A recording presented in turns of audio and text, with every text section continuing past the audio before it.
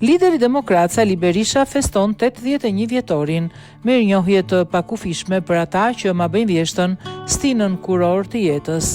Këtë të mërkur, 15 tetor 2025, ish kryeministri dhe kryetari aktual i Partisë Demokratike Sali Berisha ka festuar 81 vjetorin e lindjes. Me këtë rast ai ka publikuar një mesazh mirënjohje në rrjetin social Facebook duke reflektuar mbi jetën, familjen dhe mbështetësit e tij politik.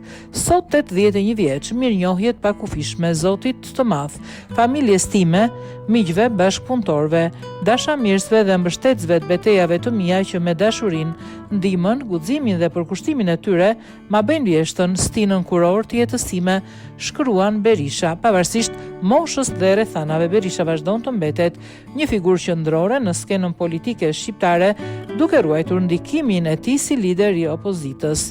Sali Berisha ka qenë presidenti i Shqipërisë në vitet 1992, 1997 më pas, kryeministër në vitin 2005-2013, duke shënuar një nga karrierat më të spikatura në historinë e politikës shqiptare.